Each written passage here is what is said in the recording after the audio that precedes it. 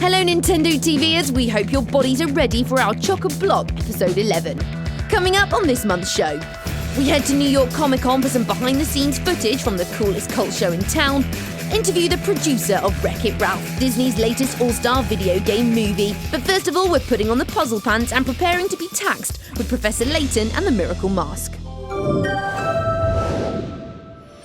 You've got to love Herschel Layton. In addition to having the most brilliant, conundrum-unfumbling mind in the world, he's also a dashing, gentlemanly old cove. Those are just a few of the many reasons why we love Professor Layton and the Miracle Mask. But the biggest one, quite simply, is that this could be the best Professor Layton game yet. The story is pleasantly familiar, like an old winter cardigan. Layton, along with his protege Luke and assistant Emmy, head to Monte d'Or, also known as the City of Miracles. It's here that they encounter a metal-mugged villain with a rather uncharitable habit of turning the citizens to stone. As you'd expect, the only way to unravel the mystery and save the day is by solving hundreds of typically tricksy brain teasers. And when we say hundreds, we mean actual hundreds. There are loads. It's not just business as usual though. This is the first Layton game for the Nintendo 3DS, and plenty of things have changed. Most obviously, Herschel and his buddies now appear in juicy, glorious 3D for the first time ever. We still have the lavish animated cutscenes and irresistible cast of cartoony misfits, but everything has more weight than in previous games. The world itself can be more deeply explored as you delve into the shadowy world of Monte d'Or. And while you'll certainly need a nimble brain to play, the Miracle Mask will also test you in bags of new thumb-related ways. Series fans will also love the chance to delve into Professor Layton's past, reaching back to a time before the prof first picked up his top hat. If nothing else, it's great to see Layton without his trademark headgear, and looking at that haircut, we're beginning to see why he covers it up. And when all's said and done with the main game, that's not the end, as Nintendo will be releasing a brand new puzzle every single day for an entire year, meaning your mind will get an all-year workout. The best part about this? It's completely free of charge. Professor Layton and the Miracle Mask is out on 3DS on October the 26th, and would recommend it like covering up an unruly head don't with a snazzy top hat. Update time now, and we've got a big bag of news with your name on it. Ever wanted to see all your favourite game characters in one film? Then say hello to Wreck-It Ralph, a new Disney movie that sees an arcade bad guy taking on the role of hero. The film is packed to the rafters with video game character cameos for eagle-eyed viewers to spot, including Bowser himself. We got the chance to speak to the film's producer, and he had this to say about Mario's perennial nemesis. When it came to Bowser, of course, we were sending the animation to Nintendo to get notes back, and we were asking them to make sure that we were always being true to form on it. And the coffee cup was one where they were very clear in terms of the way he would drink coffee, the way the mouth would actually move. Things that we don't actually see to the level of detail that they know. Wreck-It Ralph hits UK cinemas in 2013, and we can't wait to see how the King of the Koopas takes his mocha frappuccinos. This month we also got the chance to see the full majesty of Learn with Pokemon typing adventure.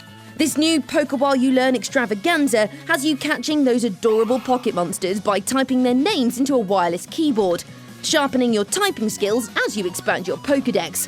It's the perfect companion to the amazing Pokemon Black version 2 and White version 2, and quite simply, it's the most fun you could ever have with a keyboard.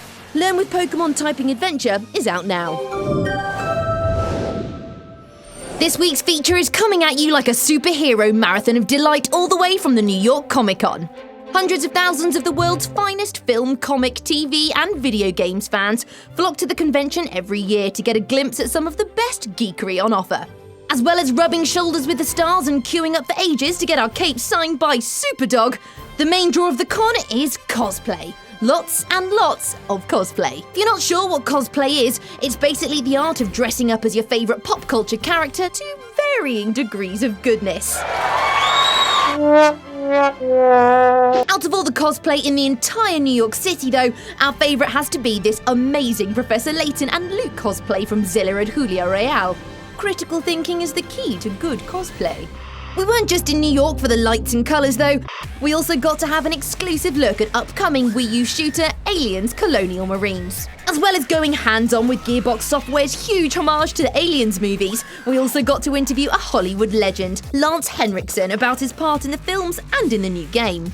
Just don't ask him to do the knife trick. Every restaurant I go to, some waiter comes up and goes, "Hey, here's your check, but would you do the knife trick? You know, so I go, no. After I'd done Dog Day Afternoon, people were sitting in restaurants going, and that wasn't as fun, because I thought the guy wants to kill me. As well as sci-fi elite actors, Gearbox Software's main man, Randy Pitchford, or the Pitchmeister to his friends, told us how excited he is to be bringing the game to Nintendo's new console. Or you think about a big movie studio with such an important brand, the expectations are there's going to be a lot of controls and a lot of limits on it. They know that we care so much about Aliens that not only would we do nothing to hurt it, but our intent is to make it stronger and better and add value to it. I can't believe that they trusted us with it. 20th Century Fox gave us the keys to Aliens brand.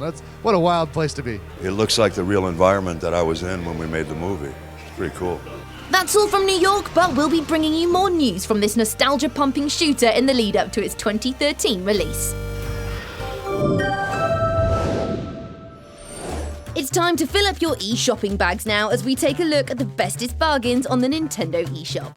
We'll kick things off with a bona fide classic, Zelda 2: The Adventure of Link. First released in 1987, this cracking action RPG, which, despite being all different and side-scrolly, paved the Pegasus boot-trodden way for all the excellent stuff that followed. The story sees a 16-year-old Link on a quest for crystals and the legendary Triforce in order to wake the slumbering Princess Zelda. It's still tougher than a tempered Master Sword, and well worth a look if you want to see our Link from a different perspective. Zelda 2: The Adventure of Link is out now. Bringing things right up to the present, we've also got the completely crazy Liberation Maiden. This frantic airborne shooter comes from Professor Layton developers Level 5 and was designed by Boundary Bosching game legend Suda51. Set in New Japan, it sees the newly elected President Shoko take to the skies in a mighty mech suit in order to blast away hordes of mechanical Japan drilling nasties. It's bright, bonkers, and completely breathless, and it's also the best advert for a career in politics that we've ever seen. Liberation Maiden is on the Nintendo eShop now. I'm afraid that's all we've got time for this episode, but stay sharp, keep your shoes shined, and we'll see you next month for another dashing episode of Nintendo TV.